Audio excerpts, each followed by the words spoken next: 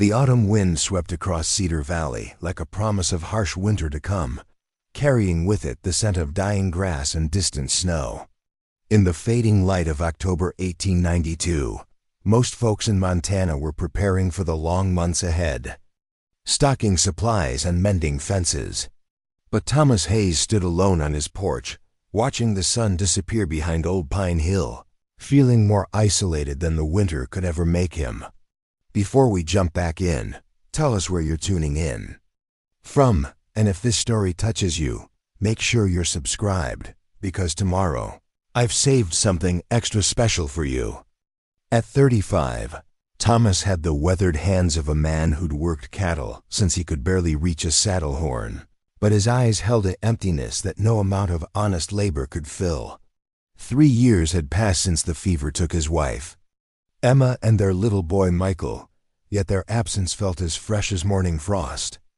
The Hayes Ranch still functioned, cattle still grazed the eastern pastures, but the heart had gone out of it all when he buried his family beneath the old cottonwood that Emma had loved so much.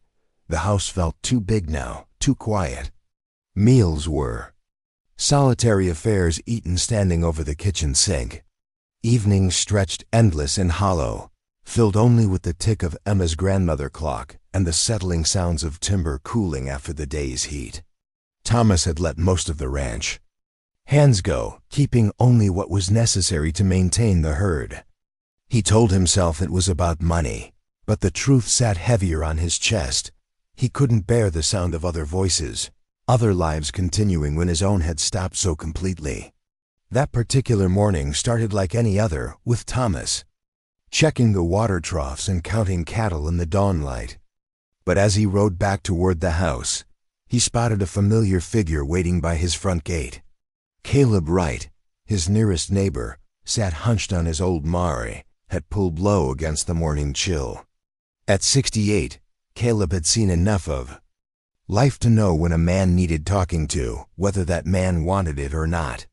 "Morning, Thomas," Caleb called, his breath forming small clouds in the cold air. "Got a minute?" Thomas dismounted slowly, already dreading whatever conversation was coming. Caleb wasn't one for social visits, especially not this early. "What's on your mind, Caleb?" The older man climbed down from his horse with the careful movements of someone whose joints had logged too many Montana winters. He studied Thomas for a long moment, taking in the unkempt beard, the clothes that had seen too many days without washing, the general air of a man who'd stopped caring about appearances. "Went into town yesterday," Caleb said finally. "Stopped by the orphanage to drop off some preserves Martha canned before she passed.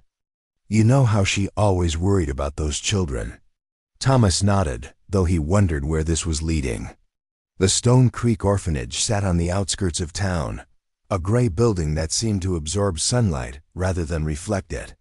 Margaret Stone ran it with military precision and Christian severity, taking in children whose parents had died in accidents, disease, or simply poverty. It wasn't a cruel place, but it wasn't kind either. "Mrs. Stone mentioned something troubling," Caleb continued. "Got a girl there, maybe 12 years old. Been there near 2 years now, and she ain't spoke a single word since they brought her in. Not one word, Thomas. They found her wandering the mountains, half-starved, clothes torn to rags. No family, no name anyone could discover. They call her Lily on account of some pressed flowers they found in her pocket." Thomas shifted uncomfortably. He could see where this was heading, and he didn't like it. "That's a sad story, Caleb, but I don't see what it has to do with me. Mrs. Stone says the girl's become a problem. Won't work with the other children, won't participate in lessons or chores. Spends all her time drawing pictures in the dirt, with sticks and stones. Some of the other children are scared of her, calling her simple or worse. Mrs. Stone's thinking of sending her to the state asylum up in Helena." The words hit Thomas like a physical blow. He'd heard stories about the asylum, the gray walls and barred windows, the patients who disappeared into hopelessness and never emerged. The thought of a 12-year-old girl lost in such a place made his stomach turn. "Still don't see what you want from me," Thomas said, though his voice had lost some of its edge. Caleb stepped closer, his weathered face serious. "Mrs. Stone mentioned she'd be willing to let the right family take the girl in. Not adoption, mind you, but more like an arrangement. Someone to care for her, give her work to do, a place to belong. In exchange, they'd have help around the house, someone to cook and clean and tend to daily needs." Thomas stared at his neighbor, understanding flooding through him like cold water. "You're talking about buying a child." "I'm talking about saving one," Caleb replied firmly. "Look at yourself, Thomas. When's the last time you had a proper meal? When's the last time someone mended that torn shirt or swept the dust from your floors? You're wasting away out here, and that girl's about to disappear into something worse than death. Seems to me you could help each other." The suggestion hung in the air between them like smoke from a distant fire. Thomas felt something stir in his chest, an emotion he'd kept buried for 3 years. Not hope exactly, but something adjacent to it. The idea of another presence in the house, someone who needed care and protection, appealed to a part of him he'd thought died with his family. "She doesn't speak at all?" Thomas asked. "Not a word. But Mrs. Stone says she's not simple, just traumatized. Something happened to her out there in the mountains, something that stole her voice. Maybe being somewhere safe, somewhere peaceful, might help her find it again." Thomas looked out across his land, imagining a small figure moving through the empty rooms of his house, bringing life back to spaces that had been silent too long. The practical side of him recognized the wisdom in Caleb's suggestion. He did need help maintaining the house, and his cooking had deteriorated to beans from a can and stale bread. But more than that, he felt a pull toward this unknown girl. This fellow soul who had lost something precious and was struggling to survive without it. "What would Mrs. Stone want for such an arrangement?" Thomas asked quietly. $50 and your word that you'll treat the girl decent. She'd remain a ward of the orphanage officially, but you'd have responsibility for her daily care. Mrs. Stone would check in from time to time, make sure everything's proper. $50 was a significant sum, representing weeks of work and careful saving. But Thomas had money put aside, savings that had accumulated while he lived like a hermit, spending only on necessities. What was money for, if not to do something meaningful with it? "I'd want to meet her first," Thomas said finally. "See if we might suit each other." Caleb's face broke into the first smile Thomas had seen in months. "I was hoping you'd say that, Mrs. Preparing and narrating this story took us a lot of time, so if you are enjoying it, subscribe to our channel. It means a lot to us. Now back to the story. Stone expects us this afternoon if you're willing." The ride into Cedar Valley felt longer than usual, giving Thomas time to question his decision with every mile. What did he know about raising a girl, especially one marked by trauma? His own experience with children had been limited to his son Michael, and that had ended in heartbreak too profound to fully heal. What if he failed this girl the way he felt he'd failed his family? What if his grief and isolation had made him unfit for such responsibility? But alongside the doubt came something else, a stirring of purpose that had been absent from his life. For too long, maybe Caleb was right. Maybe they could help each other. Maybe this silent girl could remind him how to care about something beyond his own sorrow. Cedar Valley's main street stretched before them like a dusty ribbon, lined with the usual collection of buildings that served the surrounding ranches and farms. The general store, the blacksmith shop, Dr. Reed's office, and the small white church where Reverend Martin preached to increasingly sparse congregations.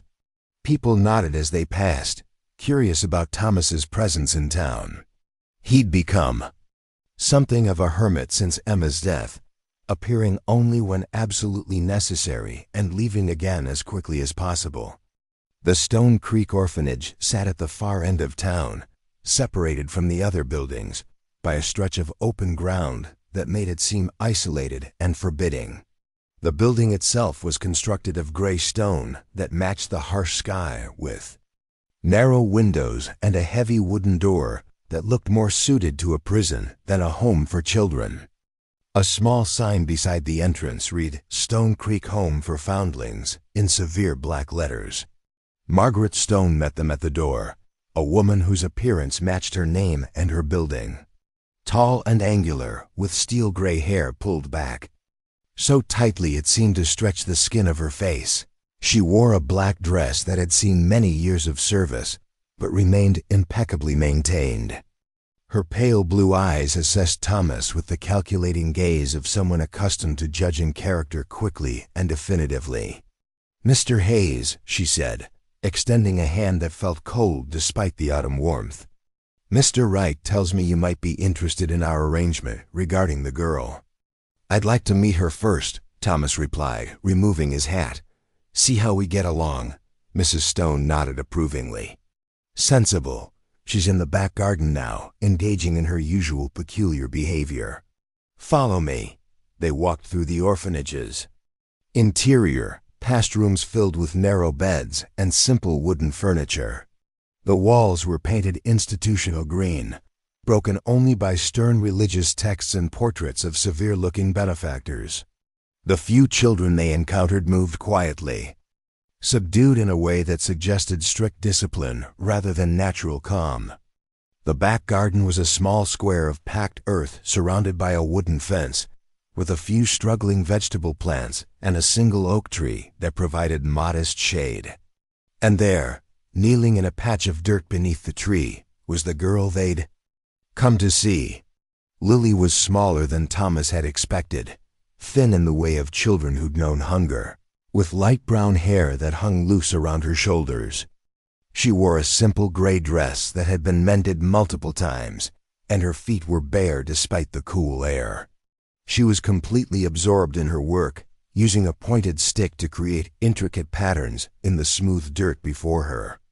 But it was her drawing that made Thomas's breath catch in his throat.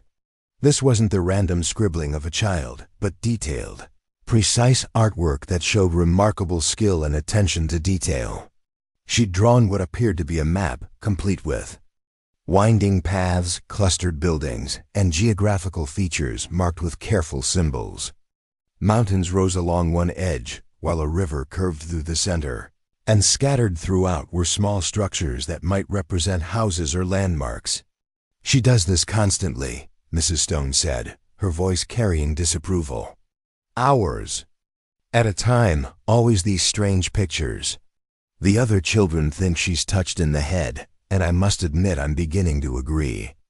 She shows no interest in proper activities, sewing, cooking, cleaning, just this endless drawing in the dirt." As if sensing their presence, Lily looked up from her work. Thomas found himself staring into the deepest brown eyes he'd ever seen, eyes that held intelligence and sorrow in equal measure. She studied him with the same careful attention she'd given her drawing, taking in his worn clothes, his weathered face, his gentle expression. For a moment, something passed between them, a recognition of shared loss that needed no words. Then she looked back down at her drawing and carefully smoothed it away with her hands, erasing hours of work in seconds. She stood slowly, brushing dirt from her dress, and faced the adults with patient resignation. It was clear she'd been through this before, the parade of potential families who might take her in, and she expected nothing different from this encounter. "Hello, Lily," Thomas said softly, crouching down to her level. "I'm Thomas Hayes. I live on a ranch outside of town, and I was wondering if you might like to come visit sometime. See what it's like out there." She tilted her head slightly, studying his face with those remarkable eyes. There was intelligence there, and curiosity, but also a deep wariness that spoke of experiences no child should endure. She glanced at Mrs. Stone, then back at Thomas, but remained silent. "I have a lot of land," Thomas continued, "and a creek that runs clear and cold. There are places where the dirt is perfect for drawing, smooth and soft. And I have horses. gentle ones that like attention. For the first time, something flickered in Lily's eyes. Interest, perhaps, or maybe just the faintest touch of hope. She took a small step forward, still not speaking, but clearly listening. Mrs. Stone cleared her throat impatiently. "The girl doesn't speak. Mr. Hayes hasn't said a word since she arrived.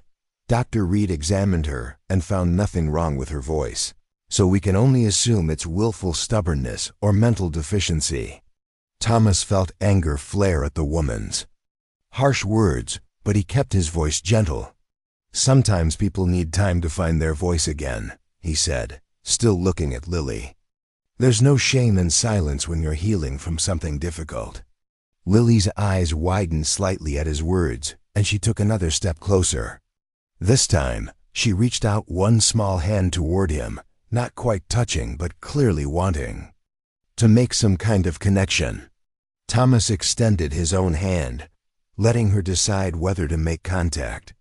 After a long moment, she placed her small fingers in his palm. Her skin was cold, but not unpleasantly so, and he could feel the slight calluses from all her drawing. She looked up at him with an expression that seemed to ask a question he couldn't quite understand, but he nodded anyway, instinctively knowing she needed some form of reassurance. "Would you like to come home with me, Lily?" he asked quietly. "You wouldn't have to talk if you didn't want to. You could draw all you liked and help me with simple chores around the house. We could take care of each other." She didn't nod or smile, but something in her posture changed, a subtle relaxation that suggested acceptance, maybe even relief. She squeezed his hand once, briefly, then let go and stepped back. Mrs. Stone witnessed this exchange with barely concealed impatience. "If you're determined to proceed with this arrangement, Mr. Hayes, we should handle the paperwork immediately. I have other matters to attend to." The next hour passed in a blur of documents and financial arrangements. Thomas paid the $50 from his carefully hoarded savings, signed papers that made him legally responsible for Lily's welfare, and listened to Mrs. Stone's stern lecture about proper Christian upbringing and moral responsibility. Through it all, Lily sat quietly on a hard wooden chair, her few possessions gathered in a small cloth bundle at her feet. As they prepared to leave, Thomas noticed her looking back at the patch of dirt where she'd been drawing. On impulse, he approached the spot and knelt down, examining the smoothed earth where her artwork had been. "You can make all the pictures you want at the ranch," he told her. "I've got plenty of good dirt, and all the time in the world." For just a moment, he thought he saw the ghost of a smile cross her face. Then she picked up her bundle and walked toward the door, ready to begin whatever came next. The ride back to the ranch was quiet, but not uncomfortably so. Lily sat behind Thomas on his horse, her small arms wrapped around his waist for balance, her bundle secured with the saddlebags. She seemed to absorb everything they passed, the rolling hills, the scattered cattle, the way the afternoon light painted the landscape in shades of gold and amber. When they topped the rise that overlooked the Hayes Ranch, Thomas felt a familiar tightness in his chest. The house sat in the valley below, a simple two-story structure of logs and stone that he and Emma had built together during their first years of marriage. The barn and outbuildings showed signs of neglect, paint peeling and roofs needing repair, but the basic structure remained sound. Smoke rose from the chimney where he'd banked the morning fire, and the sight of it made the place seem more welcoming than it had in months. Lily shifted behind him, and he felt her lean forward slightly to get a better view. When he turned to look at her, he saw she was studying the ranch with the same intense focus she'd given her drawing, memorizing details and relationships between buildings and landscape. "That's home," he said simply. "You're home now, if you want it to be." She didn't respond verbally, but he felt her small hand pat his shoulder once, gently, in what might have been gratitude or acknowledgement or simply comfort. It was the first voluntary gesture of affection he'd experienced in 3 years, and it affected him more deeply than he'd expected. As they rode down into the valley, Thomas began to feel something he hadn't experienced since Emma's death. Not happiness exactly, but the possibility of it. The weight of solitude that had pressed down on him for so long seemed lighter somehow, shared now with this silent girl who'd lost her voice to experiences he could only imagine. The sun was setting behind Old Pine Hill as they reached the ranch house, painting the sky in brilliant oranges and purples that reflected off the windows and made the old place seem almost welcoming. Thomas dismounted and helped Lily down, noting how she immediately began studying her new surroundings with that same careful attention she'd given everything else. "Come on," he said, shouldering her bundle. "Let's get you settled in and see about some supper." As they walked toward the house together, Thomas couldn't help but think that maybe Caleb had been right. Maybe they could help each other. Maybe this silent girl with her mysterious drawings could teach him how to live again, while he provided her with the safety and stability she needed to heal from whatever had stolen her voice. The future stretched before them, uncertain but no longer empty. And for the first time in 3 years, Thomas Hayes felt like he might actually have a reason to face tomorrow. The first week passed like a cautious dance between two wounded souls learning each other's rhythms. Thomas showed Lily through the house room by room, explaining where things belonged and how the daily routines worked. She absorbed everything, with that same intense focus he'd noticed at the orphanage, memorizing the location of dishes and linens, the way the stove worked, where the well pump drew water from deep underground. She took to the domestic tasks with surprising efficiency, as if grateful to have purpose and structure. Each morning, Thomas would wake to find her already in the kitchen, stirring oatmeal or frying eggs with movements that spoke of experience. Beyond her years, she cleaned methodically, sweeping floors and washing windows until they gleamed, organizing shelves with precise attention to detail. Yet she did all this in complete silence, moving through the house like a helpful spirit, who required no conversation or acknowledgement. The evenings were the most challenging time for both of them. After the day's work was finished and supper cleaned away, the house would settle into the kind of quiet that amplified every creak and sigh. Thomas found himself talking more than he had in years, filling the silence with observations about the weather, stories about the cattle, plans for repairs that needed doing. Lily would listen intently, sometimes nodding or tilting her head to show she understood, but never once attempting to respond with words. It was during these evening hours that her true passion revealed itself. While Thomas read by lamplight or mended harness leather, Lily would slip outside to the dirt yard behind the kitchen. There, by the light of moon and stars, she would create her mysterious artwork. Thomas watched from the window as she worked, using sticks and stones to craft elaborate pictures that seemed to pour from her imagination fully formed. Her drawings were unlike anything he'd ever seen. They weren't the simple houses and stick figures that most children created, but complex, detailed scenes that showed remarkable artistic skill. She drew landscapes with intricate topography, buildings with accurate proportions and architectural details, and maps that included features he couldn't identify, but which were rendered with scientific precision. One particular drawing caught his attention above all others. She'd created what appeared to be a bird's eye view of Cedar Valley and the surrounding mountains, complete with the winding creek, the main road, and individual buildings marked with careful symbols. But scattered throughout the landscape were additional markings, small X's and circles that didn't correspond to anything Thomas recognized. When he asked her about them, pointing to the symbols and raising his eyebrows questioningly, she only looked at him with those deep brown eyes and smoothed the picture away. Dr. Samuel Reed came by on Thursday of that first week, ostensibly to check on a horse that had been favoring its left front leg. But Thomas suspected Caleb had asked him to look in on their unusual arrangement. Reed was a good man, educated, back east but practical enough to thrive in Montana's demanding environment. He'd delivered Michael and attended Emma during her final illness, earning Thomas's respect and trust through years of dedicated service. "How's the girl settling in?" Reed asked as they examined the horse's hoof in the barn. "Better than I expected," Thomas admitted. "She works hard, keeps the house spotless, cooks better than I do. It's just the silence that's unsettling." Reed nodded thoughtfully. "I examined her thoroughly when Mrs. Stone first brought her in. Physically, there's nothing wrong with her vocal cords or hearing. The muteness appears to be psychological, a response to whatever trauma she experienced before they found her. Any idea what might have happened to her?" "Only speculation. The condition of her clothes suggested she'd been living rough for some time, possibly weeks. She was severely malnourished and dehydrated, with scratches and bruises consistent with traveling through difficult terrain. But most telling were the signs of shock, the way she flinched at sudden movements or loud noises.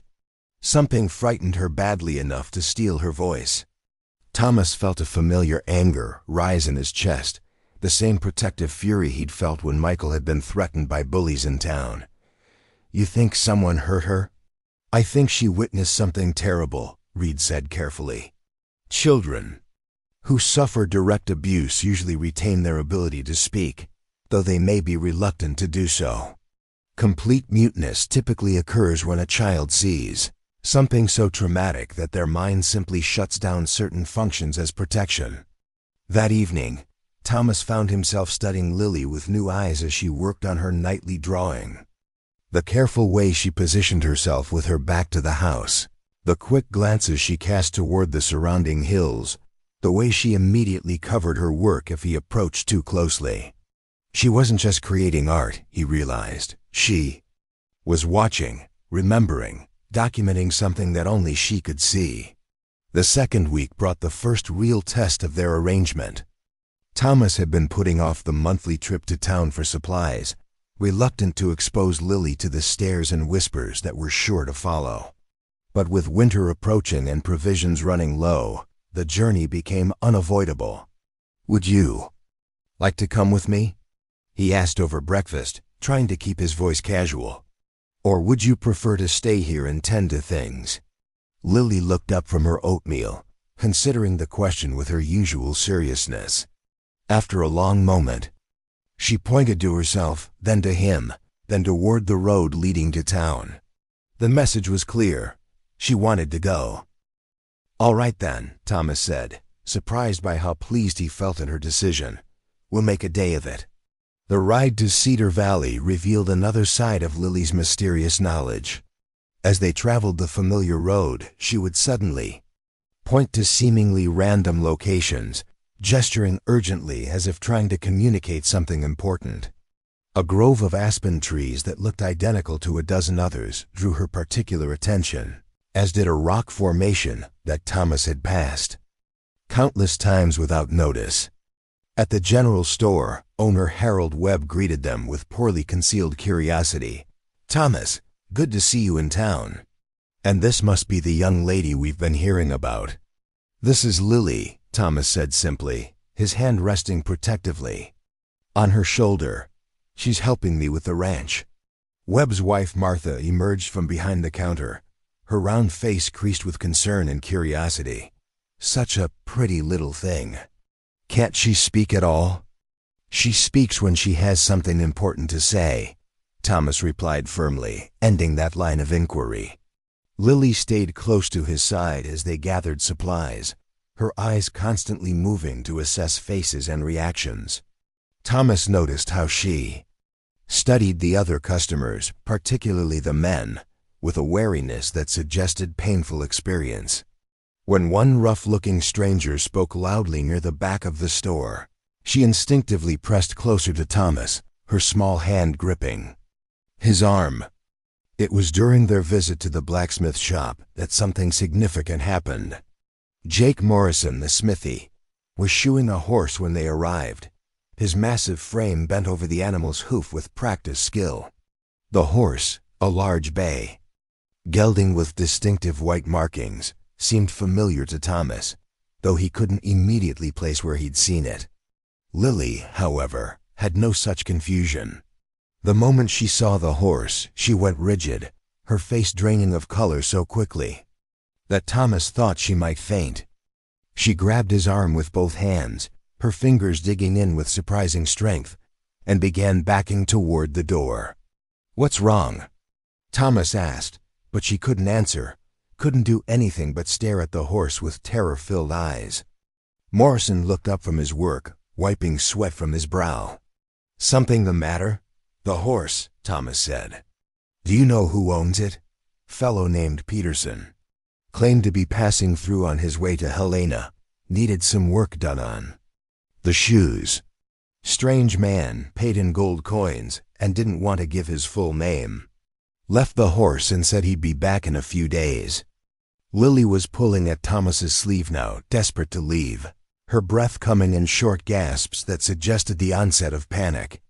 He'd seen similar reactions in soldiers who'd survived terrible battles, men whose minds couldn't separate past trauma from present safety. "We'll come back later," Thomas told Morrison, lifting Lily into his arms despite her age. She was light as a bird, trembling with a fear so profound it seemed to radiate from her small frame. He carried her outside and set her down beside their wagon, kneeling to meet her eyes. "It's all right," he said softly. "You're safe. Whatever that horse means to you, whatever happened before, it can't hurt you now." Lily stared at him for a long moment, then began drawing frantically in the dirt beside the wagon wheel. But this wasn't one of her usual careful, detailed pictures. This was urgent, desperate communication, lines and symbols scratched into the earth with shaking hands. She drew the horse first, capturing its distinctive markings with remarkable accuracy despite her distressed state. Then she added a figure beside it, a man with a beard and a hat, though the details were unclear. Around these central figures, she sketched what appeared to be a camper settlement, with multiple buildings and paths connecting them. But it was what she drew next that made Thomas's blood run cold. Small figures scattered around the camp, some lying still, others running. And overlaying the entire scene, Lily drew X marks, the same symbols Thomas had noticed in her other pictures but hadn't understood. "Is this what you saw?" he asked gently. "Is this what happened to you?" Lily nodded once, emphatically, then smoothed the drawing away with violent strokes, as if the very sight of it caused her pain. She stood and pressed herself against Thomas's side, seeking the comfort and protection he represented. Understanding flooded through him like ice water. She hadn't just been lost in the mountains. She'd been running from something or someone. And that horse belonged to whoever had driven her into the wilderness, traumatized and alone. "We're going home," Thomas said firmly, lifting her into the wagon. "Right now." The ride back to the ranch was tense and watchful, Thomas's hand never far from the rifle that rested beside his seat. Lily huddled against him, her eyes constantly scanning the landscape as if expecting pursuit. Every shadow among the trees, every movement in the distance seemed to hold potential threat. That night, Thomas found sleep impossible. He sat by the kitchen window with his rifle across his knees, watching the road and thinking about what Lily's drawing had revealed. She'd witnessed something violent, something that had scattered people and left bodies in its wake. And somehow, she'd escaped to carry the knowledge with her into the mountains. Lily appeared in the doorway around midnight, her nightgown ghostly white in the lamplight. She padded silently across the floor and settled beside his chair, drawing her knees up to her chest. Together, they maintained their vigil until dawn, two souls bound by shared determination to protect what little safety they'd found. The next morning brought an unexpected visitor. Reverend Martin arrived just as Thomas was finishing the morning chores, his usually cheerful demeanor subdued by obvious concern. "Thomas," the preacher said, accepting a cup of coffee with grateful hands, "I hope you don't mind me calling so early, but I've heard some troubling news." "What kind of news?" "Mrs. Stone received a visit yesterday from a man claiming to be searching for his missing daughter. Described a girl matching Lily's appearance. Said she'd been taken from their family by bandits, and he'd been tracking her ever since. Thomas felt his stomach drop. What did Mrs. Stone tell him? She said the girl had been placed with a local family, but wouldn't provide details without proper documentation. The man became quite agitated, demanded to know which family, claimed. He had every right to reclaim his child. And Mrs. Stone didn't believe him? Reverend Martin shook his head slowly. Something about his manner troubled her. She said he seemed more angry than relieved, more concerned with asserting his rights than with the girl's welfare. She asked him to return with proper legal documents proving his claim. Through the kitchen window, Thomas could see Lily in the garden, carefully tending the small patch of vegetables they'd planted together. She moved with the unconscious grace of someone completely absorbed in peaceful work, and the sight of her contentment made his chest tight with protective fury. Did this man give a name? Thomas asked. Called himself Peterson. Said he'd be staying in town until the matter was resolved. The same name Morrison had mentioned at the blacksmith's shop. The owner of the horse that had terrified Lily into speechless panic. Thomas felt pieces of a dark puzzle clicking into place, forming a picture he didn't want to see but couldn't ignore. Reverend, Thomas said carefully, what would you say if I told you I had reason to believe this man isn't Lily's father, and that she has good reason to fear him? The older man's eyes sharpened with understanding. I'd say that a man of God has an obligation to protect the innocent, regardless of what the law might technically require. That afternoon, Thomas rode to Caleb Wright's ranch, leaving Lily with strict instructions to stay inside and away from the windows. His neighbor listened to the whole story without interruption, his weathered face growing grimmer with each detail. So you think this Peterson was part of whatever she witnessed? Caleb said when Thomas finished. I think he was leading it. The way she reacted to that horse, the drawing she made. She's been documenting what she saw, trying to make sense of it, or maybe trying to tell someone what happened. And now he's tracked her here. Seems likely. Question is, what do we do about it? Caleb was quiet for a long time, staring out across his own pastures where cattle grazed in peaceful ignorance of human troubles. Finally, he turned back to Thomas with the expression of a man who'd made a difficult decision. I've got a cousin. Up in Billings, runs a freight business. Good man, discreet, asks no questions when folks need to disappear for a while. Could have you and the girl there by tomorrow night if necessary. The suggestion hung between them like a bridge across dark water. Thomas understood what Caleb was offering, the chance to disappear with Lily before Peterson could find them. But running felt like admitting defeat, abandoning the home and life he'd worked so hard to build. There might be another way, Thomas said slowly.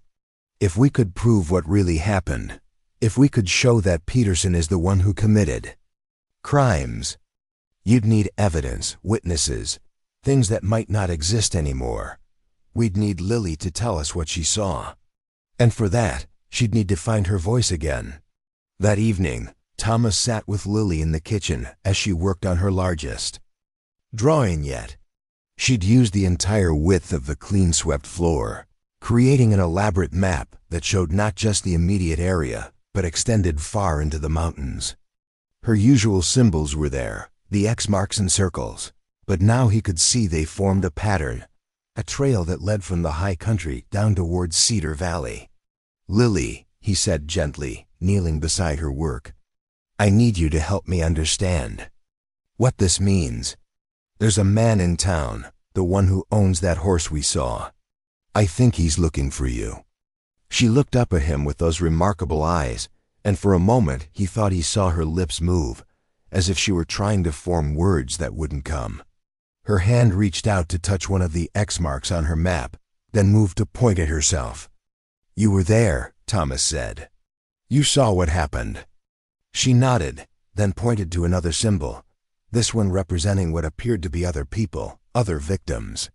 Her finger traced the trail from the mountains toward town, showing the path of pursuit that had brought Peterson here. And you've been trying to tell someone about it ever since. Another nod, more emphatic this time. Then she did something that surprised him. She reached out and took his hand, placing it flat against the drawing, against the symbol that represented safety and home. The message was clear. She trusted him to protect her, to understand what her pictures meant, to take action where her voice could not. As if summoned by the weight of that trust, a new sound drifted through the evening air. Hoofbeats on the road, approaching fast and with purpose. Thomas rose quickly, motioning for Lily to stay low, and moved to the window. 3 riders were approaching the ranch, their faces hidden by the gathering dusk, but their intent unmistakable. They rode like men with business to finish, like hunters who'd finally cornered their prey. "Lily," Thomas said quietly, his voice steady despite the fear coursing through him. "I need you to hide in the root cellar and not come out until I call for you. Can you do that?" She nodded once, gathered up her drawing materials, and disappeared toward the cellar door with the quick, silent movements of someone accustomed to hiding. Thomas checked his rifle, made sure it was loaded, and stepped out onto the porch to meet whatever was coming. The 3 riders approached with deliberate slowness, spreading out as they neared the house in a formation that spoke of military training or outlaw experience. Thomas recognized the lead horse immediately, the bay gelding with white markings that had terrified Lily at the blacksmith's shop. The man riding it was tall and lean, with dark hair and a beard that had been carefully trimmed despite weeks on the trail. He wore a black coat that had seen hard use but remained well maintained, and his eyes held the cold calculation of someone accustomed to violence. "Evening," the man called out as he drew rein 20 feet from the porch. "You must be Thomas." "Hayes, I'm Peterson, and I believe you have something that belongs to me." Thomas kept his rifle low but ready, his finger resting near the trigger. "I don't believe we've met, Mr. Peterson, and I can't think of anything here that might belong to you." Peterson's smile was thin and predatory. "I think you can." A young girl, about 12 years old, light brown hair. "She was taken from our family camp by bandits several months ago, and we've been tracking her ever since. The woman at the orphanage was reluctant to provide information, but we have ways of encouraging cooperation." The casual menace in his voice made Thomas's blood run cold. Mrs. Stone is a careful woman. If she didn't provide information, she had good reason. "Mrs. Stone is no longer in a position to be careful about anything," said one of the other riders, a heavy-set man with scarred hands and cruel eyes. "Unfortunate accident with her stove. Tragic, really." Thomas felt the world shift beneath his feet. Margaret Stone, for all her stern ways, had been trying to protect Lily, and these men had killed her for it. "I'm sorry to hear about Mrs. Stone," Thomas said carefully, fighting to keep his voice steady. "But I'm afraid I can't help you with your search. There's no girl here matching that description." Peterson dismounted slowly, his movements graceful and controlled. "Mr. Hayes, I appreciate your desire to protect what you see as an innocent child, but you don't understand the full situation. The girl witnessed something she shouldn't have, and now she carries knowledge that could prove dangerous to a lot of people." "What kind of knowledge?" "The kind that gets people killed if they're not careful." Peterson took a step closer, his hand resting casually on the butt of his pistol. "See, we had a profitable operation running in the high country. Mining claims, supply routes, agreements with various parties about territorial boundaries. Very lucrative for everyone involved." Thomas began to understand the true scope of what Lily had witnessed, until someone interfered. Until a federal marshal named Bradley got too curious about our activities. Brought a small posse up into the mountain, started asking the wrong questions of the wrong people. We had to protect our interests. "You killed them." Peterson shrugged, as if discussing the weather. "Business decision." "But the girl was there, hidden in the rocks, watching everything. We searched for her afterwards, but she disappeared into the wilderness like smoke." Clever little thing, surviving out there for weeks before they found her. And now you want to silence her permanently. I want to protect my investment and the investments of my partners. Men with significant resources and very little patience for loose ends. Peterson's eyes hardened. She's seen too much, Mr. Hayes. She can identify faces, describe locations, probably even recreate maps of our operation from memory. That kind of detailed knowledge in the wrong hands could destroy years of careful work. Thomas thought about Lily's obsessive drawings, the detailed maps and careful documentation of everything she'd witnessed. Peterson was right about her. Memory and artistic ability, but wrong about her intentions. She wasn't trying to expose anyone's crimes. She was simply trying to process trauma in the only way she knew how. Even if such a girl existed, Thomas said slowly, she's just a child. She can't even speak. What threat could she possibly pose? Children grow up, memories resurface. And there are people who specialize in helping traumatized witnesses recover. Their voices, Peterson's patience was clearly wearing thin. Enough talk. We know she's here. We followed her trail from the orphanage, and several people in town mentioned seeing you with a young girl. Make this easy on yourself, Hayes. Turn her over and walk away with your life. And if I refuse, then we take her anyway, and you end up like Mrs. Stone.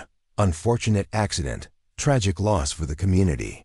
The third rider, who had remained silent until now, suddenly spoke up. Boss, we've got movement in the barn. Thomas's heart sank.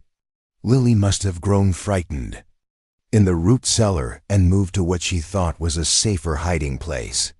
Or perhaps she'd seen something in her position that he couldn't see from the porch. Well now, Peterson said with genuine pleasure, seems like our little bird is trying to fly again. Johnson, why don't you go collect her while Hayes and I finish our conversation? Don't. Thomas raised his rifle, aiming directly at Peterson's chest. She stays where she is. Peterson didn't seem concerned by the weapon pointed at him. You're outnumbered 3-1, Hayes, and even if you manage to shoot me, my men will kill you and take the girl anyway. This doesn't have to end badly for you. It ended badly the moment you killed Mrs. Stone. Mrs. Stone made her choice when she decided to protect information we needed. You can make a different choice. Thomas heard the barn door creak open. Behind him, followed by Johnson's voice calling out, "She ain't in here, boss.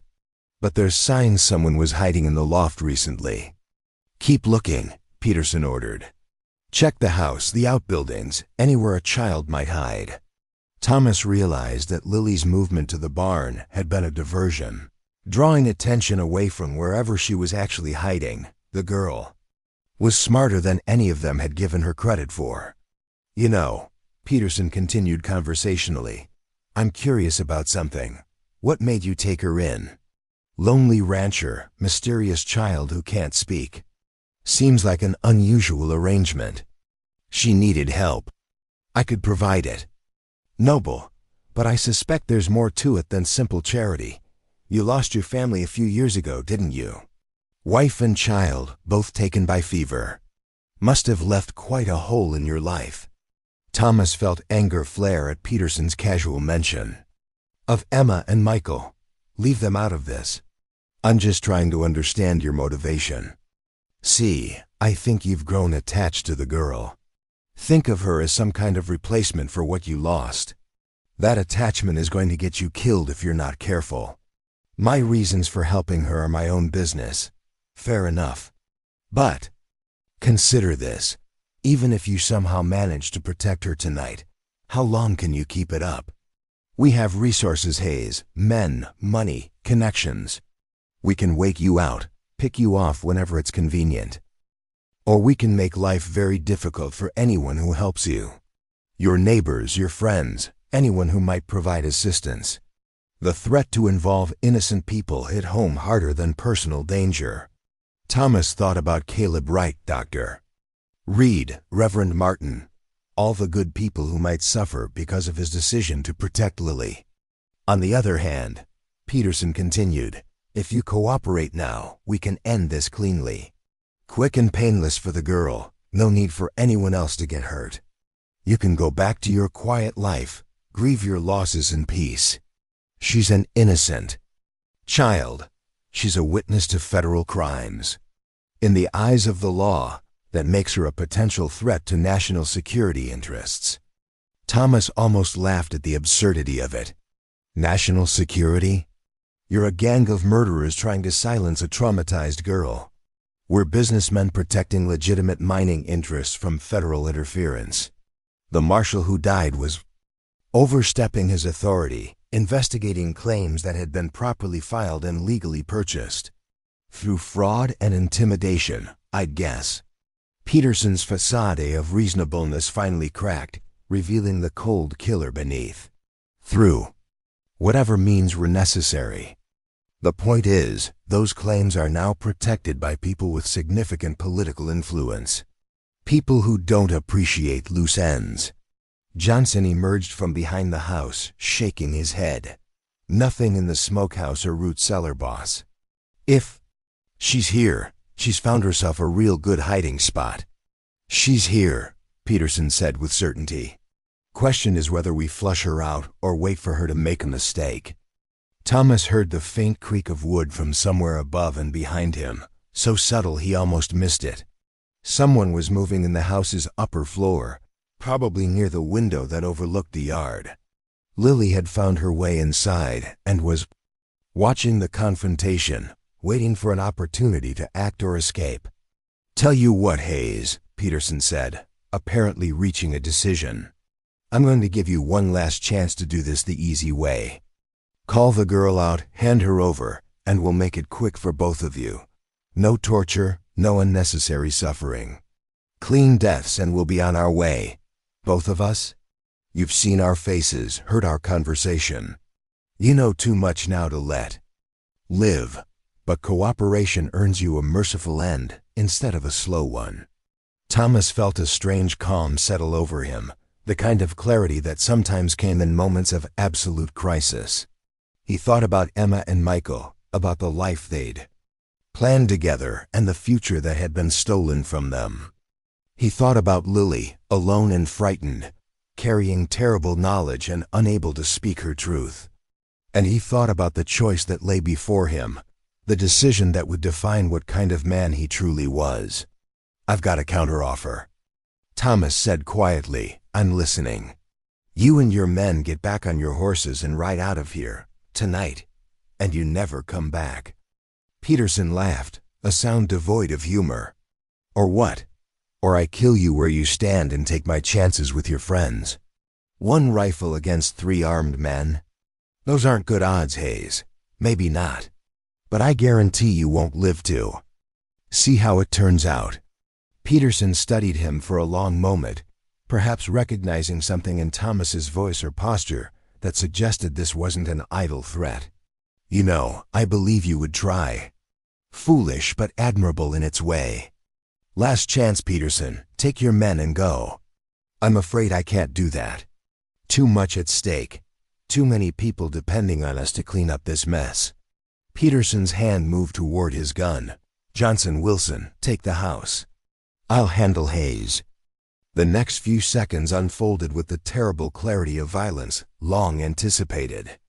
Thomas saw Peterson's hand close around his pistol grip and fired without conscious thought, the rifle's report echoing across the valley like thunder. Peterson spun and fell, clutching his shoulder, his weapon spinning away into the dust. Johnson and Wilson reacted instantly, drawing their guns and firing toward the porch.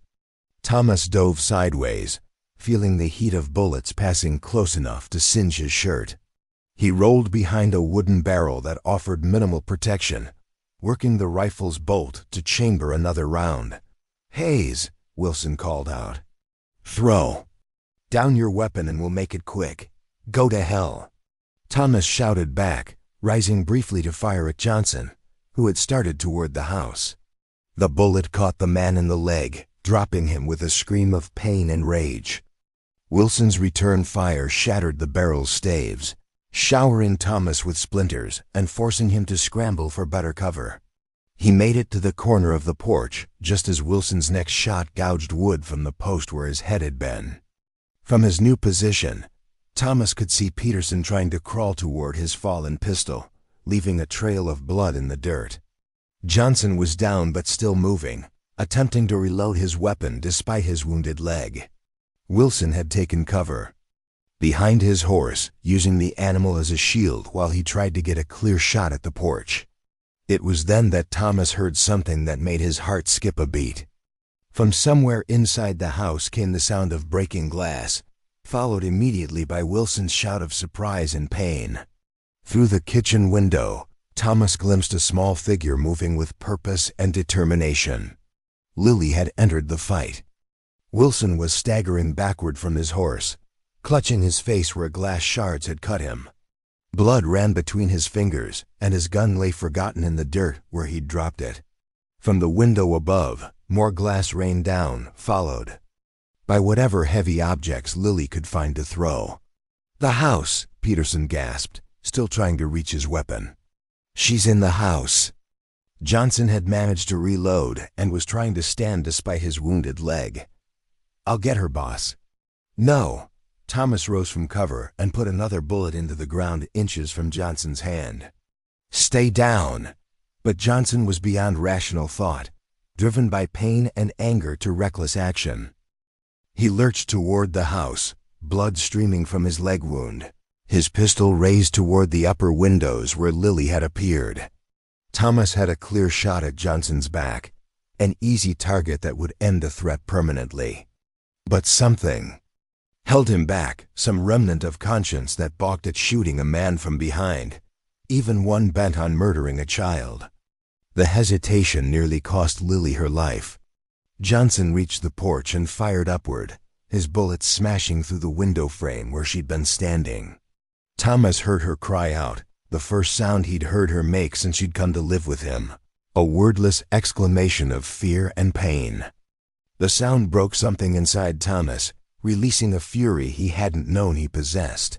He stepped into the open and put 3 bullets into Johnson's chest, dropping the man instantly. Wilson, still blinded by blood and glass, fumbled for his dropped weapon but never reached it. Thomas's 4th shot took him down before his fingers touched the gun. Peterson, realizing his situation had become hopeless, made one last desperate attempt to complete his mission. He'd managed to reach his pistol and was bringing it to bear on the house when Thomas's final bullet found its mark. The outlaw leader pitched forward into the dirt and lay still. The sudden silence that followed the gunfire was deafening. Thomas stood in the yard, rifle smoking in his hands, surrounded by the bodies of 3 men who had come to murder an innocent child. His ears rang from the shooting, and his hands shook with adrenaline, but his mind was clear enough to understand that immediate danger had passed. "Lily," he called toward the house, "are you hurt?" No answer came from the shattered window, and Thomas felt his heart constrict with fear. He rushed into the house and up the stairs, taking them 3 at a time, calling her name repeatedly. He found her in what had been Michael's room, crouched behind an overturned dresser with blood running from a cut on her forehead where flying glass had caught her. She was pale and shaking, but her eyes were alert and focused. When she saw him, she launched herself into his arms with a desperate strength that nearly knocked him backward. "It's over," he whispered into her hair, feeling her small body trembling against his chest. "They're gone. You're safe." For a long moment they held each other in the damaged room, surrounded by broken glass and the lingering smell of gunpowder. Thomas felt something wet on his shirt and realized that Lily was crying, silent tears that spoke of relief and terror in equal measure. When she finally pulled back to look at him, her eyes held a question he could read clearly despite her continued silence. "Are they really gone? Are we really safe?" "Yes," he said firmly. "It's finished. But we need to get you cleaned up and figure out what to do next."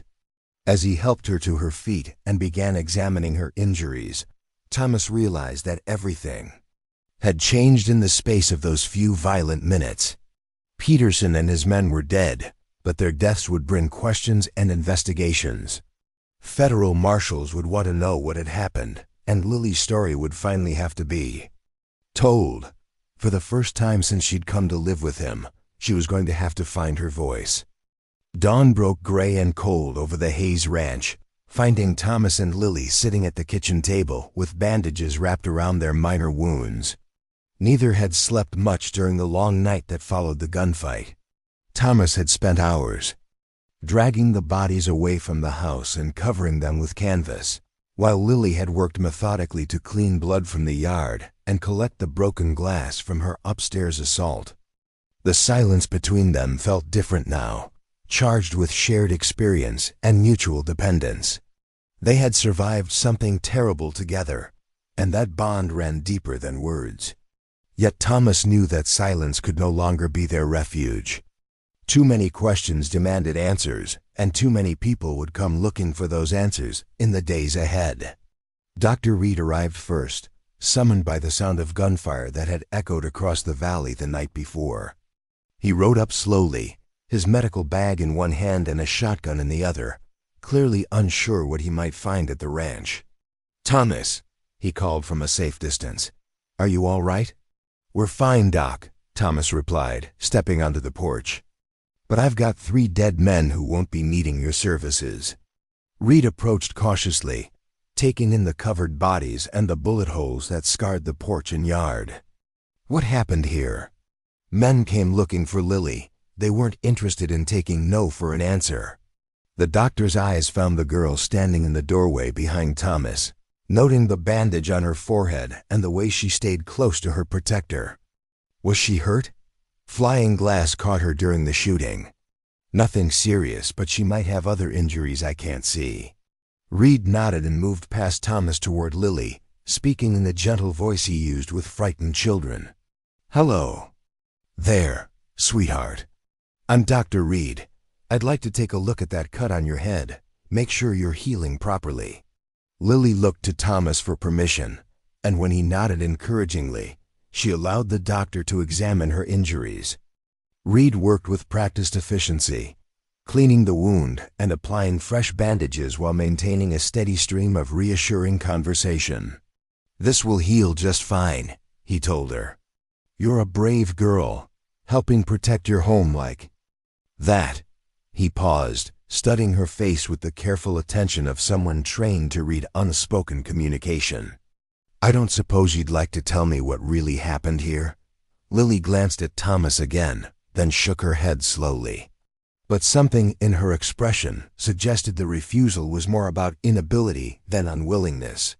"The men who came here," Thomas said carefully, "they were connected to something that happened in the mountains before Lily was found. Something she witnessed but can't talk about." Reed's eyebrows rose with understanding. "The psychological muteness I mentioned before.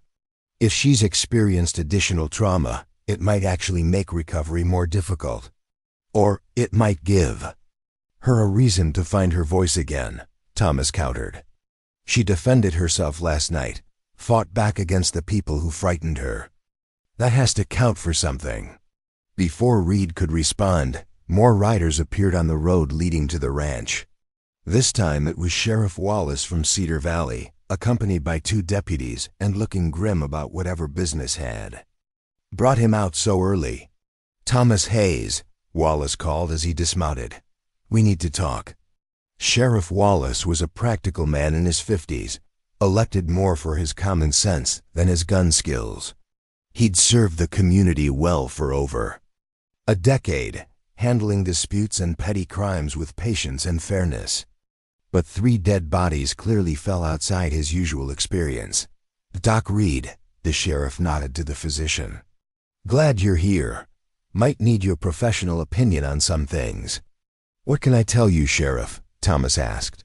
"Well, for starters, you can explain why Mrs. Stone turned up dead in her kitchen last night, and why there are reports of gunfire coming from your place around the same time." Thomas felt the pieces of Peterson's plan falling into place. The outlaw had been telling the truth about killing Mrs. Stone. probably to prevent her from warning anyone about his search for Lily.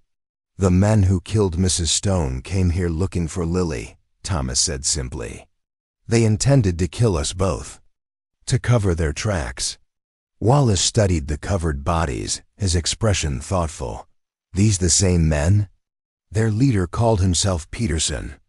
Said they were part of some kind of mining operation up in the mountains, had killed a federal marshal and his posse to protect their interests. Marshal Bradley, one of the deputies said suddenly, went missing 3 months ago with 4 men. Never found so much as a horse or a body. Sheriff Wallace looked sharply at his deputy. "You sure about that?" "Got a circular about it from the federal office in Helena. They've been looking for Bradley's party ever since they failed to report back from their investigation."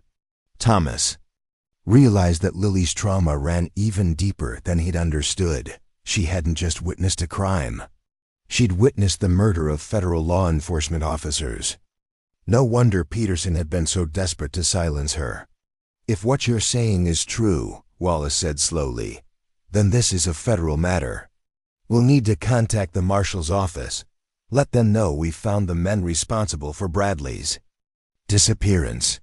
"There's more to it than that," Thomas said. Peterson mentioned partners, people with political connections who were protecting the mining operation. This might be bigger than just a few outlaws. Wallace absorbed this information with the careful attention of a man who understood he was in over his head. "We'll need statements from everyone involved. Full details about what happened and what was said."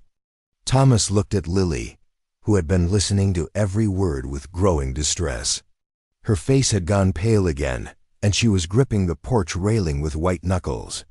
"Sheriff," Dr. Reed interjected gently, "I should mention that the girl hasn't spoken since she was found. Whatever she witnessed in the mountains appears to have caused psychological trauma severe enough to affect her speech. She can't talk at all. She communicates through drawings and gestures, shows normal intelligence and understanding. But verbal communication seems to be beyond her current capabilities." Wallace frowned, clearly struggling with the implications. "How are we supposed to take a statement from a witness who can't speak?" "Maybe there's another way," Thomas suggested. "Lily's been drawing pictures ever since she came here. Detailed maps and scenes that show remarkable accuracy. If she could draw what she witnessed, it might serve as testimony. Pictures aren't the same as sworn statements. They might be enough to corroborate other evidence. And if federal investigators are involved, they'll have resources we don't. Ways of helping traumatized witnesses recover their memories and voices." Sheriff Wallace considered this while studying Lily's face. She was watching the conversation with intense focus, clearly understanding every word, even if she couldn't participate verbally. "Miss," he said gently, addressing her directly, "would you be willing to draw pictures of what you saw in the mountains? Help us understand what happened to Marshal Bradley and his men." Lily looked from the sheriff to Thomas to Dr. Reed, her expression troubled. After a long moment, she nodded once, firmly. "All right then," Wallace decided. "But we'll need to do this properly, with federal supervision. I'll send word to Helena today, let them know what we've found. Until then, nothing gets disturbed here. The bodies stay where they are, and nobody talks to anyone about what happened." The next 3 days passed in tense waiting. Federal investigators arrived from Helena, led by a stern woman named Marshal Catherine Brooks, who specialized in cases involving murdered law enforcement officers. She brought with her a team of deputies, a photographer to document evidence, and an artist trained in working with traumatized witnesses. Marshal Brooks interviewed Thomas extensively, recording every detail of Peterson's confession and the events leading up to the gunfight. She examined the bodies, collected weapons and personal effects, and supervised the search of the outlaws' belongings for clues about their larger organization. But it was her work with Lily that proved most crucial to the investigation. The federal artist, a patient woman named Sarah Chun, had experience helping traumatized children communicate through drawings. She provided Lily with quality paper and drawing materials, then sat with her for hours as the girl recreated the terrible scenes she'd witnessed in the mountains.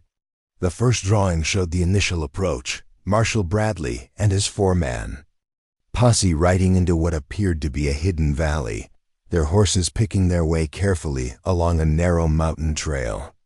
Lily had captured every detail with photographic precision, from the marshal's distinctive badge to the pack animals carrying supplies.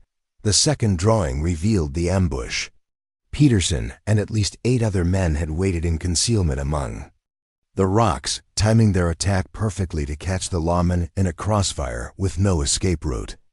Bodies lay scattered across the valley floor, while survivors were systematically hunted down and executed. But it was the third drawing that provided the most damning evidence. Lily had witnessed Peterson and his men searching the bodies, taking badges and documents, then carefully staging the scene to look like the posse had simply disappeared without a trace. The outlaws had buried the bodies in a mass grave marked only by a distinctive rock formation that Lily had memorized with perfect clarity. "This is remarkable," Marshall Brooks said, studying the detailed artwork. "She's given us everything we need to locate the burial site and recover evidence. These drawings are more precise than most surveyors' maps." "Can they be used in court?" Thomas asked. "With proper authentication and corroborating evidence, yes. Federal courts have accepted artistic testimony before, especially in cases involving traumatized witnesses." Dr. Reed, who had been observing the drawing sessions, looked thoughtful. "Marshall, I've been watching the girl's behavior as she works. She's becoming more animated, more engaged. I think the process of communicating her experience is actually helping her heal." "That's not uncommon," Marshall Brooks replied. "Trauma often creates a kind of psychological pressure that builds until it finds release. For some witnesses, being able to tell their story, even through pictures, provides that release." As if to prove the doctor's point, Lily suddenly looked up from her latest drawing and made a soft sound, not quite a word but clearly an attempt at vocalization. Everyone in the room froze, afraid that any reaction might break the spell. She tried again, her lips moving carefully around unfamiliar shapes. Men," she whispered, so quietly they almost missed it. "Yes," Sarah Chun said gently. "Bad men. You saw bad men. Bad men hurt good men." The words came slowly, painfully, but they came. I hid. I watched. I saw." Thomas felt tears spring to his eyes at the sound of her voice, thin and uncertain, but undeniably real. After months of silence, Lily was finally finding her way back to speech. Marshall Brooks leaned forward carefully, maintaining the gentle tone that had characterized all her interactions with the traumatized girl. "Lily, can you tell us about the man who led the bad men? The one who came to the ranch?" "Peterson," Lily said, the name emerging with surprising clarity. He killed the marshal first. Shot him when he tried to surrender." The words opened a floodgate of testimony that continued for hours. Lily described the systematic execution of the federal posse, the disposal of evidence, and the conversation she'd overheard about protecting mining claims and political connections. Her memory was extraordinary, capturing details of faces, voices, and specific statements that would prove invaluable in identifying Peterson's surviving partners. But, perhaps most importantly, she revealed the location of additional evidence. Peterson's gang had maintained a permanent camp in the mountains, complete with stolen goods, official documents, and records of their various criminal enterprises. The camp was hidden in a canyon that Lily could locate precisely using landmarks she'd memorized during her desperate flight to safety. "We'll need you to guide us there," Marshall Brooks told her. "But only if you feel strong enough to return to the mountains." Lily looked at Thomas, seeking reassurance from the man who had protected her and given her a home. "Will you come with me? If the marshal thinks it's safe, then yes, I'll stay with you the whole time." Marshal Brooks nodded approvingly. "We'll take a full escort and maintain strict security. The girl's safety is our primary concern." The expedition to the hidden camp departed 2 days later, with Lily riding beside Thomas, as part of a convoy that included 12 federal deputies and enough supplies for a week in the mountains. The journey took them through increasingly remote territory, following game trails and creek beds that showed no sign of regular human use. Lily guided them with confidence born of desperate memory, pointing out landmarks and correcting their course when they veered from the proper path. Her voice grew stronger with each mile, as if the act of returning to face her trauma was helping her reclaim the parts of herself that had been lost. The outlaw camp, when they finally reached it, exceeded all expectations. Hidden in a box canyon, accessible only through a narrow defile, it contained evidence of months of criminal activity. Stolen goods from robberies across 3 territories, forged documents bearing official seals, and most damning of all, a detailed ledger recording. Bribes paid to territorial officials and federal appointees. "This is enough to bring down half the territorial government," Marshal Brooks said grimly as she examined the records. Peterson wasn't exaggerating about having powerful friends. They found Marshal Bradley's badge among the stolen items, along with his official reports documenting the investigation that had led to his death.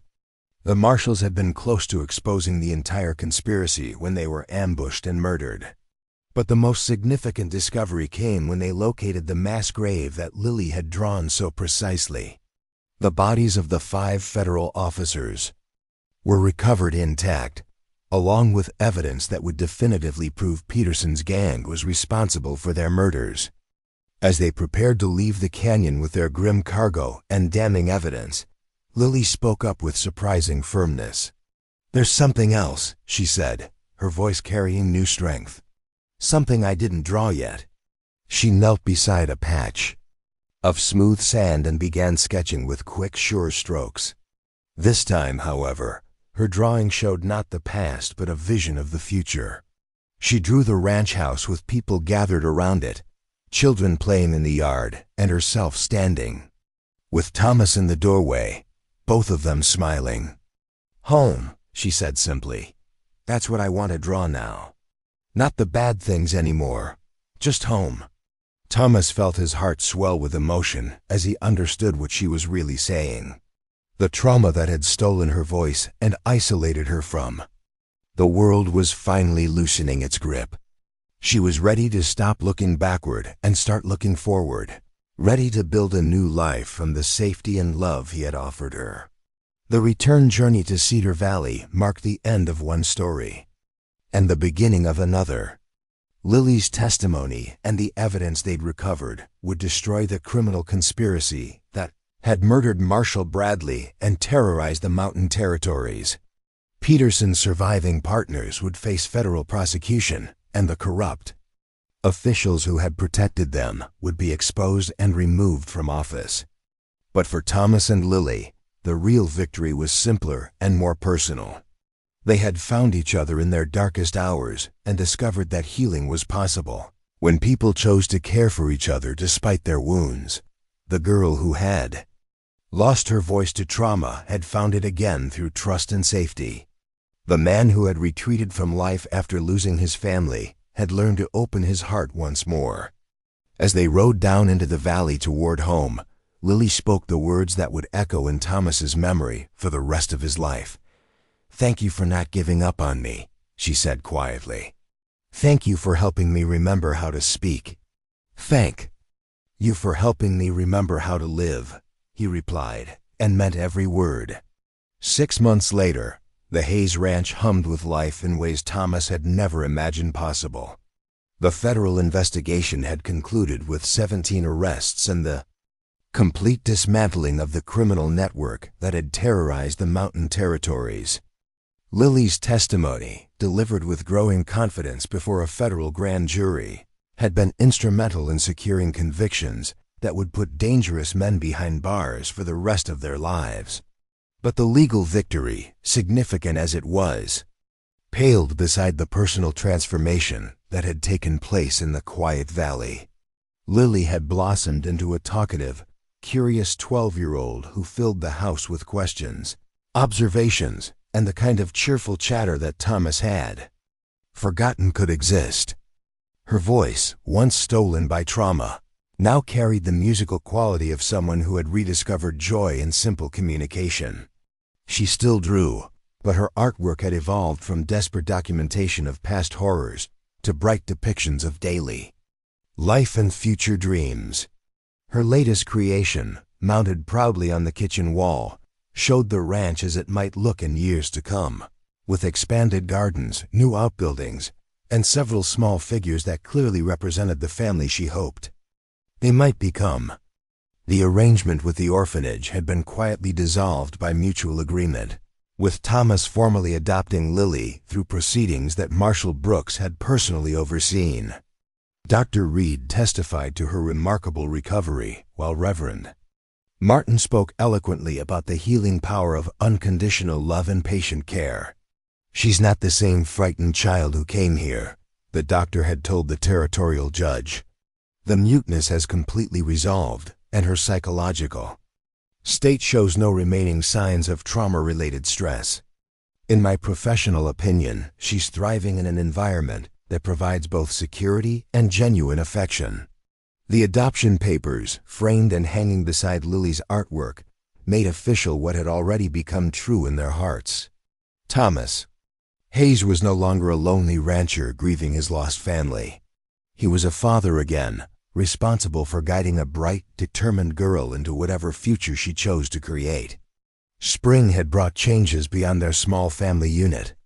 Word of their story had spread through the territory, carried by newspaper accounts of the federal investigation and the remarkable recovery of a traumatized witness. Other families dealing with similar situations had begun reaching out, seeking advice about helping children who had lost their voices to difficult experiences. Dr. Reed had established an informal network of medical professionals trained in trauma recovery, with Lily serving as proof that healing was possible even in the most severe cases. She had begun speaking to other children, sharing her story, and demonstrating through her own example that silence didn't have to be permanent. "The bad dreams still come sometimes," she had told a young boy whose parents died in a Apache raid. "But they get smaller when you have people who listen to you and don't go away when things get hard." Thomas watched these interactions with profound pride, seeing how his daughter had transformed personal suffering into a gift for helping others. She possessed a natural empathy that seemed to reach traumatized children in ways that adult professionals sometimes couldn't match. The ranch itself had grown to accommodate their expanding role in the community. Thomas had built a small guest cabin for families who traveled long distances seeking help for their children. Lily had designed a special garden where young visitors could work with their hands while processing difficult emotions, finding peace in the simple act of nurturing growing things.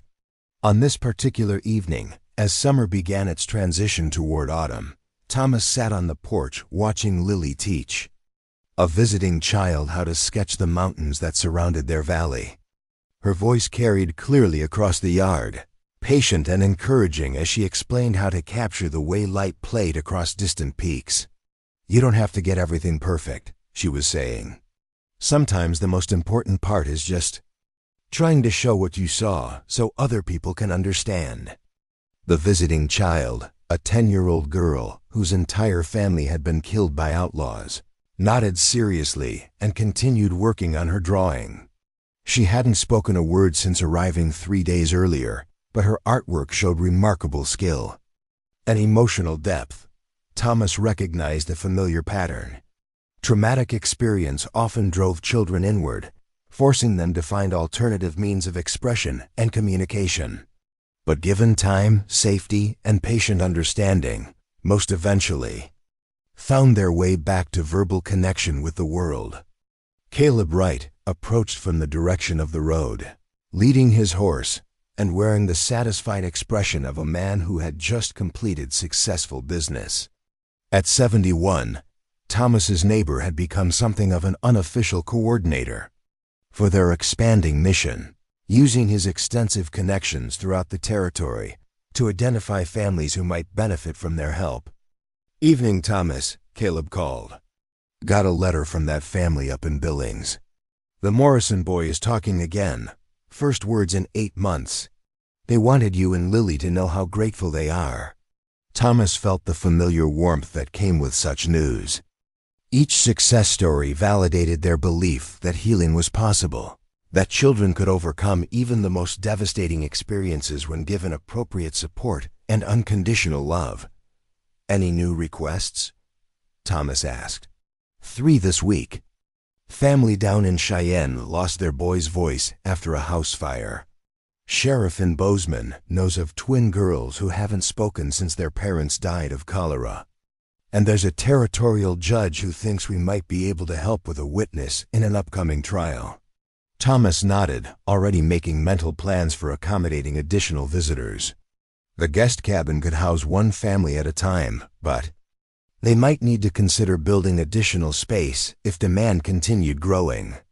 "What do you think, Lily?" he called to his daughter. "Room for a few more friends this autumn?" "Always room," she replied without looking up from her teaching. "That's what families do. They make room." As darkness settled over the valley, and the visiting child was called in for supper, Lily joined Thomas on the porch with her own drawing pad. She had been working on a new project for several weeks, something she claimed was a surprise, but wouldn't let him see until it was finished. "I think it's ready now," she said, settling beside him and opening the pad to a fresh page. The drawing that emerged in the lamplight took Thomas's breath away. Lily had created a detailed portrait of their life together, but rendered in a style that somehow captured not just the physical reality, but the emotional truth of their relationship. It showed him not as the broken man who had rescued a traumatized child, but as the father he had become through her love and trust. "It's for the judge who finalized the adoption," she explained. "I wanted him to see what families really look like when people choose to take care of each other." Thomas studied the artwork with growing amazement, seeing their story reflected through his daughter's eyes. She had drawn him as someone strong and protective, but also gentle and patient. She had drawn herself not as a victim of terrible circumstances, but as a whole person capable of growth and joy and meaningful contribution to the world. "It's beautiful," he said quietly. "But you know what I see in it that's most important?" "What?" "Hope. You've drawn hope, Lily, not just for us, but for everyone who looks at this picture. You've shown them that broken things can be fixed, that lost voices can be found, that families can be built from love instead of just blood." She leaned against his shoulder, comfortable in the way that spoke of complete trust and security. "Do you think Mama, Emma, and Michael would have liked me?" The question caught Thomas off guard, as Lily's insights often did. She had begun asking about his first family recently, not from jealousy or insecurity, but from genuine curiosity about the people who had shaped the man who became her father. "They would have loved you," he said with absolute certainty. "Emma always wanted a daughter, and Michael would have been thrilled to have a sister who could draw horses better than anyone in the territory. I wish I could have met them." "In a way, you have. Everything good about the man who adopted you came from loving them and being loved by them. They're part of this family too, part of what makes us who we are." Lily considered this with the seriousness she brought to all important matters. "Then I'll draw them too someday, so other people can know about the whole family." As if summoned by their conversation about family, the sound of approaching horses drifted across the evening air. Thomas tensed automatically, old habits from dangerous times reasserting themselves. But Lily showed no alarm, simply looking toward the road with curiosity. "It's Dr. Reed," she announced, "and he's got someone with him." The doctor indeed approached with a companion, a woman Thomas didn't recognize but who rode with the confidence of someone accustomed to long journeys. They dismounted near the porch and approached with the easy manner of friends bearing good news. "Thomas, Lily, Dr. Reed called. "I'd like you to meet Sarah Palmer. She's a teacher from back east, specializes in working with children who've experienced trauma." The woman stepped forward, extending her hand with a warm smile. "I've heard remarkable things about what you've accomplished here. I was wondering if you might be interested in formalizing your approach, perhaps establishing a proper school for children who need specialized attention." Thomas looked at Lily, seeing excitement kindle in her eyes at the possibility of expanding their mission even further. His daughter had found her voice and her purpose in helping others heal from wounds similar to her own. Now she might have the opportunity to turn that calling into something that could help hundreds of children across the territories. "What did you have in mind?" Thomas asked, as Sarah Palmer began explaining her vision for a specialized school that would combine traditional education with trauma recovery techniques. Thomas felt the future opening before them like a vast landscape waiting to be explored.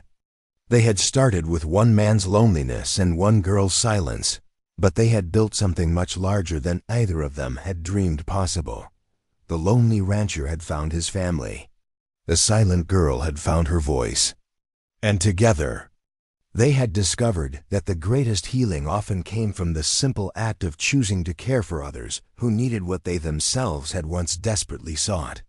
Up next, you've got 2 more standout stories right on your screen. If this one hit the mark, you won't want to pass these up. Just click and check them out.